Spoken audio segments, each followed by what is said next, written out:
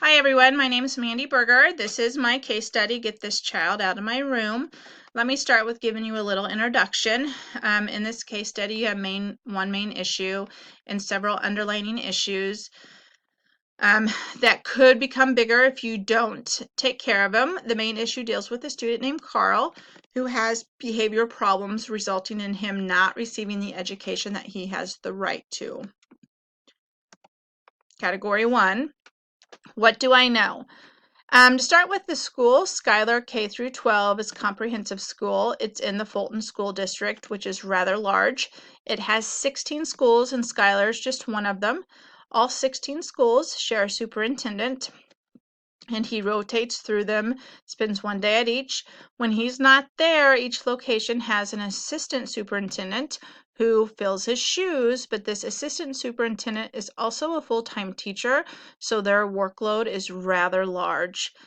Susan Green is the new SPED teacher. She's replacing Mrs. Lewis, who was well loved, and she is really trying to adjust to the small town ways. Schuyler has 250 people, so definitely not large. Miss Nancy Taylor is the regular education third grade classroom teacher. She's been teaching for 10 years, so has some experience. She is well liked by the staff. Right now, she is concerned about her safety and the safety of her students. She's unhappy about how the situation with Carl is being handled, is vocal about it, and she wants Carl out of her room. Miss Lewis was the previous SPED teacher. She had been there for 25 years, so a veteran. She was very well loved by the staff. She was reported to take a more simple approach with her IEPs, and in the past, she even took kids out of the classroom upon teacher request, which was not during their regular pull-out time. So definitely goes against the whole idea behind inclusion. Carl Hughes, he is a third grade student on an IEP for behavior problems. He's big for his age, has two siblings in another building who also receive support and on medication. Parents are recently divorced. They do not get along at all. They have fought in front of the kids. The police have been called, so the kids have definitely witnessed some stuff they shouldn't have had to, and it seems like they're not very well involved. Mom works a lot of hours. Behavior problems. Carl Hughes, he has been reported to be self-abusive, but it's also been reported that there's no intellectual functioning problems at this time, so really the only issue is the behavior. He has recently become aggressive to his teacher, Mrs. Taylor. In the past, he's had an IEP where a consequence and reward program was working, but sadly it no longer is. Issue, like I mentioned, Carl's behavior was greatly impacted by his parents' divorce. He was on an IEP previously, and that plan is no longer working. Like I mentioned, he's becoming more aggressive. He's been known to throw sharpened pencils, slam books, yell in class, which then disrupts the class, which is unfair to his classmates. He's also been known to throw rocks at other teachers. Mrs. Taylor's fed up. She says she's worried about not only her safety, but the safety of her students. Mrs. Green wants to work with her to come up and develop a new plan, but Mrs. Taylor does not want to. She's done. She's been very vocal about it. She just wants Carl out of the room. Mrs. Green realizes that she cannot just change his plan without an IEP meeting. Believes that Carl should and she believes that Carl should not be placed in the resource room all day like Mrs. Taylor wants, that for one is against the law and it's not beneficial to Carl or anybody else. The same day that Mrs. Taylor came into Mrs. Green and demanded that Carl be taken out, Mrs. Green calls Mrs. Willis, who is the district SPED coordinator. She informs her she should develop a new plan. So that's what she did, and her plan was to pull Carl out when he has a behavior issue and take him into the resource room so he can calm down, teach him some self-calming skills, and then introduce him back into the regular ed classroom. So the very next morning, Mrs. Green takes her plan to the super. He approves it and then instructs her to contact the parents to set up an IEP meeting so they can get his plan changed. Miss Green tries for 2 days to contact the parents, leaves several messages. During this time, Mrs. Taylor comes into Mrs. Green's room, continues to complain, is very vocal and upset. Finally, on Thursday, the parents respond and they set a meeting for the very next day. However, the superintendent's gone, so the assistant superintendent sits in. So the IEP meeting starts, and Mrs. Taylor's the first to speak.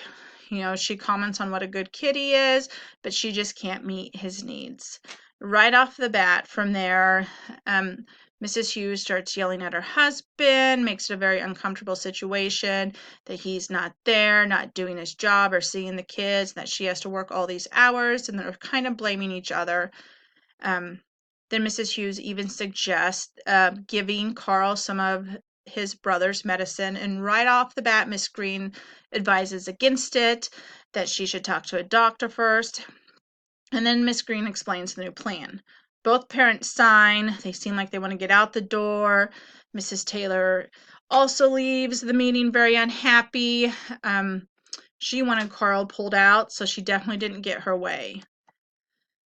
What do I still need to know? How does Carl feel about the new plan? I think a lot of times we forget to ask kids what they think and how they feel. Kids are smart. They can tell us that stuff, and they need to start learning to advocate for themselves and tell us. Are there other supports available the school's not using? He has some emotional issues too. Is there a school counselor? Can we get him in to see somebody? Has anything else changed in his life? Was he on medicine at one time and now he's not? Has he ever been to see a doctor for medicine? Did Miss Taylor or any other teacher he might have do any documentation? Did they try any other strategies or accommodations that we don't know about? Does Mrs. Taylor have any support in her room, like a para or a volunteer? Has she ever had any training in SPED so she understands the importance behind inclusion? The problem. The main problem is Carl's increase in behavior and his lack of self-control and self-calming skills, which has led to Mrs. Taylor not wanting him in the room and him not getting the education he deserves. So we need to take in consideration what is the best placement for Carl. And we got to keep the IDEA law into consideration. But we also have to think, is there a possible threat to others? We also need to look at the problem with Mrs. Taylor's attitude towards Carl. She doesn't seem to believe in inclusion. She acts like she's already given up on Carl and she's not willing to work with the staff. She's comparing old staff to new staff. It's like there's something else going on there, and we need to get down to that. Staff needs to come together and work collectively to come up with an effective plan with supports in place for Carl to be successful in the classroom, not now, but also in the future. Here's the category 2 proposed plan of action. Step 1, first address the social, emotional, and the educational needs of Carl. Put Mrs. Green's plan into place. This will provide a safe place for Carl to retreat to. During this time, he can be taught self-calming and self-control skills, and make sure there's support in the classroom. That little bit of support will go a long way. Also address his social emotional needs. Have him meet with a school counselor. Then listen to that counselor's recommendations on what you should do next. Also look at Carl's long-term needs to help aid in his success in school. Second, address Miss Taylor's lack of professionalism. Have a sit-down meeting with Mrs. Taylor and explain the school's point on inclusion. Let her know the importance behind it and what happens if we do not follow. And then listen to her concerns. Find out why she feels the way she does. Has she had a bad experience before and now she's not open to it? Let her know that you plan on implementing the new plan and you need her to be on board or it won't be successful. Let her know you're going to be placing a para in her room so she has help. Offer to help her. Maybe she needs to re-look at her classroom management. And also let her know that you're going to be making observations. Not only just to see if she needs help, but to make sure that everything's going okay with Carl. Next, reach out to Mr. and Mrs. Hughes. See what other outside support there is for them. Community groups, after-school programs for the kids, grandparent volunteers. Mrs. Hughes mentions she has to work over 50 hours a week. Are there any free and reduced meal programs that they could be on that would help with that? Lastly, meet with the administration for the whole district to come up with a plan to educate all the staff on the issues involving SPED. You need to go over the key points, the IDA law, talk about parental rights of students with special education, inclusion and why it's so important, and maybe even let them know what inclusion means.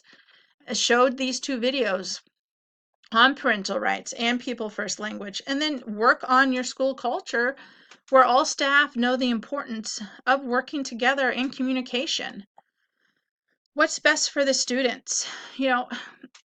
Making sure the needs of all the students are being met. Following the law by implementing what's on the IEP and educating the teachers so they know the importance behind that. And then creating a school culture of trust, safety, and support for all the students. If the students feel safe, that is one more step for them to be successful. How did I feel while I was doing this? I had a lot of emotions. Empathy, I felt bad for Carl. I felt bad for Mrs. Green because I felt like she put all this work in and Mrs. Taylor's not even giving her a chance. I felt angry at Mrs. Taylor. Then I felt bad because I felt angry at Mrs. Taylor because maybe there's more to the situation that we don't realize. And then I feel a little bit of optimistic and hope.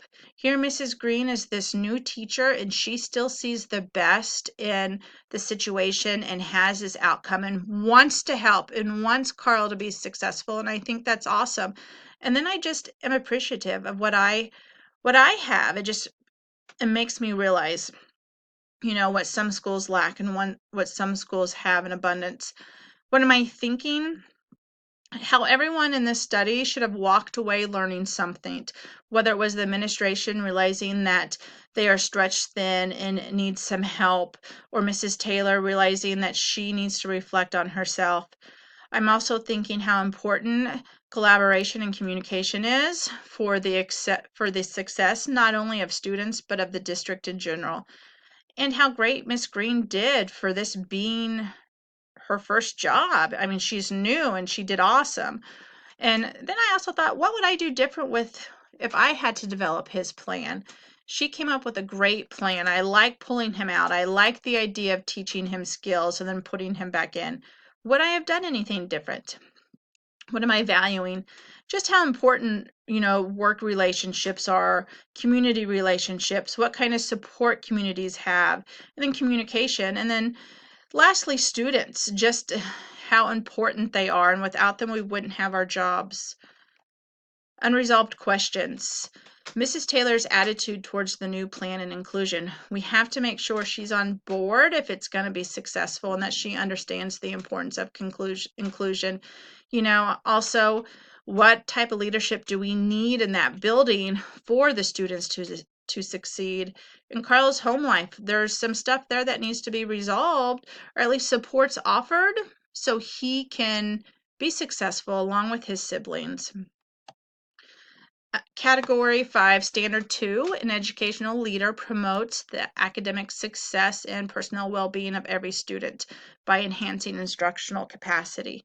Student success, first and foremost, follow the law. In this situation, inclusion of Carl in the classroom. If the more inclusive he is, he can build those positive interactions, not only with the teacher, but with the students. And he can build relationships with the teacher and the students.